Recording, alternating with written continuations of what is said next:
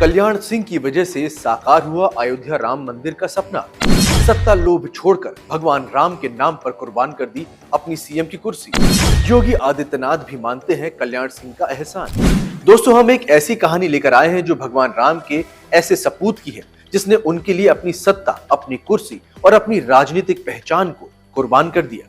ये कहानी है उत्तर प्रदेश के पूर्व मुख्यमंत्री कल्याण सिंह की, जिन्हें हिंदुत्व का प्रखर प्रतीक माना जाता है। और ये कहानी उस विरासत की भी है जिसे आज उत्तर प्रदेश के वर्तमान मुख्यमंत्री योगी आदित्यनाथ ने न केवल संजो के रखा है बल्कि उसे नई ऊंचाइयों तक लेके जा रहे हैं।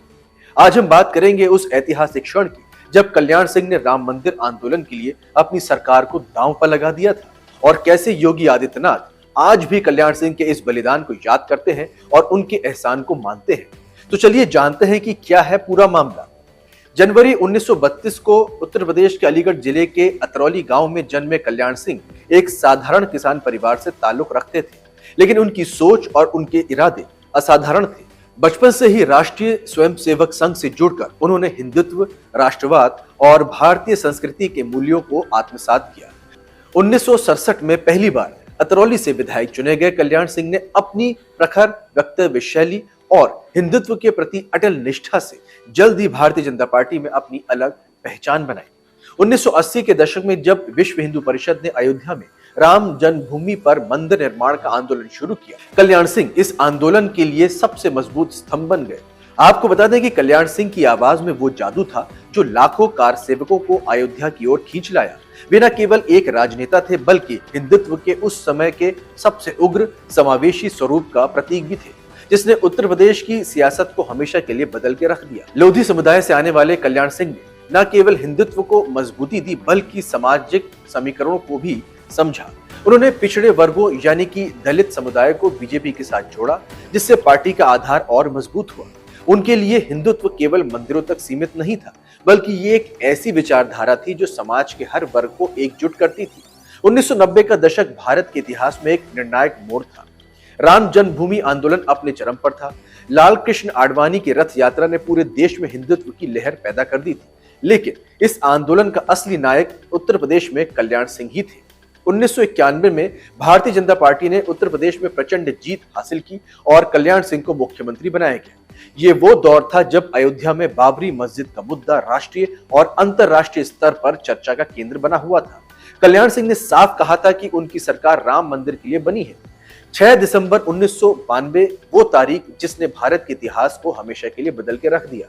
उस दिन लाखों कार सेवकों ने अयोध्या में विवादित ढांचा गिरा दिया। कल्याण सिंह उस समय उत्तर प्रदेश के मुख्यमंत्री थे। उन पर आरोप लगा कि उन्होंने कार सेवकों को रोकने के लिए कोई ठोस कदम नहीं उठाया, लेकिन कल्याण सिंह ने इसकी पूरी जिम्मेदारी ले ली और कहा, मैंने कार सेवकों पर गोली चलाने का आदेश नहीं दिया क्योंकि ये मेरे धर्म, मेरी आस्था और मेरे सिद्धांतों के खिलाफ था। कल्याण सिंह ने सुप्रीम कोर्ट में दिए अपने शपथ पत्र को भी तोड़ दिया, जिसमें उन्होंने बाबरी मस्जिद की सुरक्षा का वादा किया था। उनके लिए राम मंदिर केवल एक राजनीतिक मुद्दा नहीं बल्कि हिंदू आस्था और सांस्कृतिक गौरव का प्रतीक था। 6 दिसंबर 1992 को बाबरी मस्जिद के विध्वंस के बाद उनकी सरकार को केंद्र सरकार ने बर्खास्त कर दिया।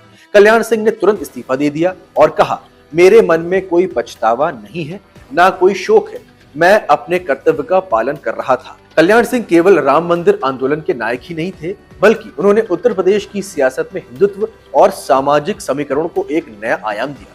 लोधी समुदाय से आने वाले कल्याण सिंह ने पिछड़े वर्गों और दलित समुदायों को बीजेपी के साथ जोड़ा।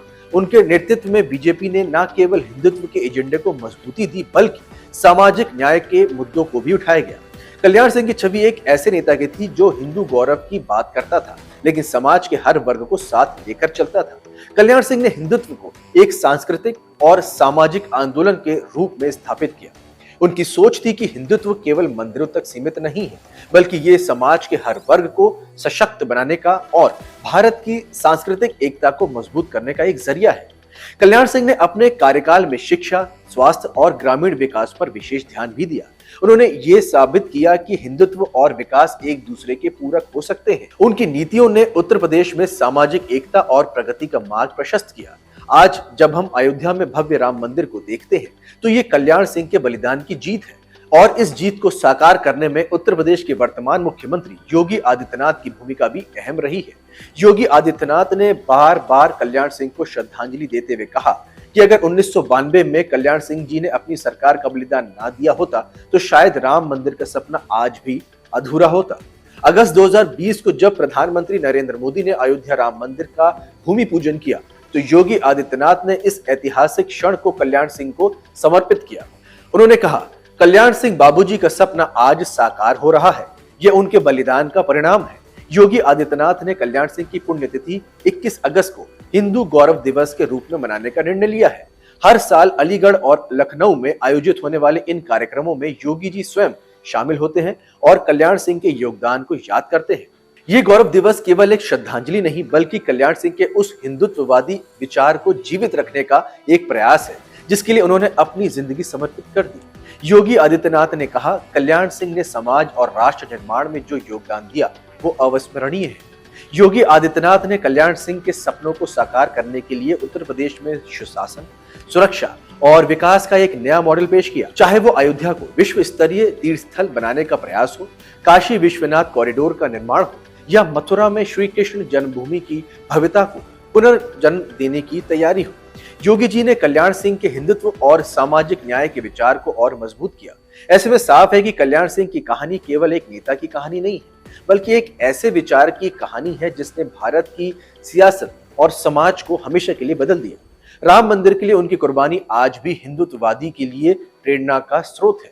कल्याण सिंह का एहसान न केवल योगी आदित्यनाथ बल्कि हर उस भारतीय पर है जो राम मंदिर को अपनी आस्था का प्रतीक मानता है। उनकी कुर्बानी ने हमें सिखाया कि सिद्धांतों के लिए लड़ना और बलिदान देना ही सच्चा हिंदुत्व है। क्या आप भी मानते हैं कि कल्याण सिंह का बलिदान राम मंदिर आंदोलन की नींव था? अपने विचार हमारे साथ साझा करें और इस वीडियो को लाइक, शेयर और सब्सक्राइब करना ना भूलें ताकि हम ऐसी ही प्रेरक कहानियां आप तक पहुंचाते रहें। जय हिंद।